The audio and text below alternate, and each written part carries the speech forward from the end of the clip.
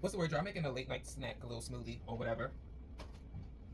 But that's not what I'm here to talk about for real. I really wanted to talk about the fact that a lot of y'all like to convince yourselves that y'all doing these kind of self-help videos up here, but it's really very mean-spirited, and it's really you being very judgmental of other people.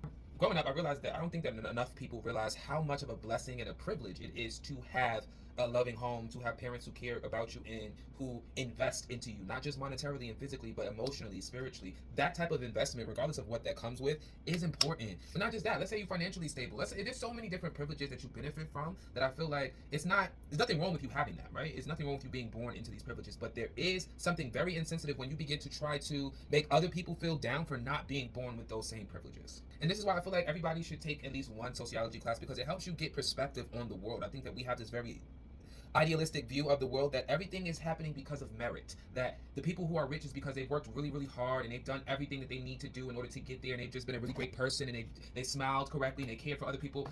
Not real. Most of the wealth that is existing in the world is inherited, okay? It is inherited, okay? It is a very closed club, all right? So you convincing yourself that subscribing and shucking and jiving for this system is going to somehow create a proximity to success is not real. Yes, there is a place for hard work. Yes, you have to have work ethic no matter what you do in order to create success. But the reality is, when you create success, it is a stroke of luck. There are so millions of people in this country who are extremely talented, who work extremely, extremely hard, but because we are born in a capitalistic society, that in and of itself means that everybody can't win. There has to be employees. So and I mean the capitalistic oligarchic rulers have created a society that creates workers. Okay? That creates employees. There's nothing wrong with that, but that's not everybody's story. That's not everybody's trajectory. And we need to know that there's an incentive to make people reach for less. All of that to say, when y'all come around here and be like, oh, y'all want to be successful, but you can't even clean up, there's a thing called mental health, right? And unfortunately, depending on where you grow up, your socioeconomic standing, if you've been subjected to redlining, all these other things, okay, you are more likely or predisposed to depression. And depending on where you come from, the culture you were born in, the house you were raised in, how you deal with that depression, and the options you think are available to you to deal with that depression varies greatly.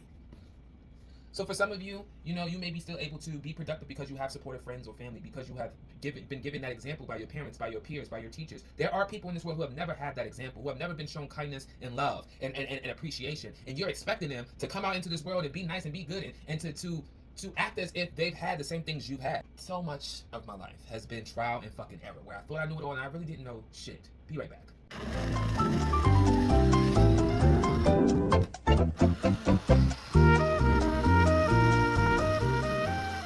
When I had those moments where I began to get a little judgmental and I found myself judging what other people are at in their story and what they're doing, I remember the time where I was insecure, where I was dealing with the trauma of my lifetime and I didn't have the answers, and I was just getting by, and I was doing shit that was counterproductive, that was harmful for myself and for others, and I was just trying to get through the day. And I did not know what I didn't know, and I needed that moment. I needed to be doing the absolute worst thing in order for me to learn from that and grow to the better thing. And just because your trajectory, just because your path didn't look like that, just because you didn't have to learn those lessons, doesn't mean that those lessons aren't having to be learned. Doesn't mean that other people out here were not as privileged as you and did not have the foundational. I know you fucking lying, bitch. Who the fuck is this? Dumbass motherfucker ring my bell. Anyway, judging doesn't help anybody, okay? You coming from this privileged space and you don't know what you don't know. That's why I'm a very objective person, because I've lived a lot of different lives. I've been in so many different seats, okay? I've been in privilege, I've been the person who take care of, and the person who's been taken care of. I've been the tricked on, and I've been the tricker.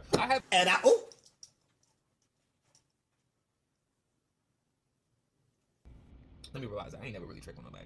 No, I've never tricked on anyone. However, what I mean by that is that I've been in positions where I've been taken advantage of, I've been lied to, I've been misled, right? And I've misled people. I've lied to them. I've taken advantage of other people. Part of my ministry is not because I'm this just amazing person and I've never done anything wrong. It's because I've learned from my mistakes. And what we do when you judge other people where they are is you take away their ability to learn from where they are. So I'm not saying you can't have constructive criticism or help them in any way, but it's not constructive to demean somebody about where they are and tell them that what you're doing isn't working. How about you give them a new way out? You give them a new outlet, a new perspective to look on things. You speak life into where they are. Meet them where they are. Talk about the time you were there or you felt something similar and what you used to get out of it, okay? Sitting around with your nose up in the air while living in a world where you are systematically oppressed. Under spells, people.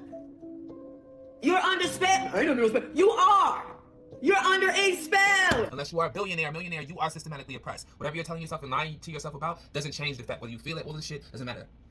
Circle back to the sociology class that I think everybody should take. You are not in this, even if you are, right? Like, that's not a thing. You shouldn't be aspiring to be oppressive. right? That shouldn't be the aspiration. The aspiration shouldn't be to want to trample and step on other people. And if it is, maybe, just maybe, you should be doing some social shit. You should be doing some looking into you. Instead of judging what other people doing, how they can't clean up, and how they aren't as successful as they want to be, maybe you need to look at you. Huh?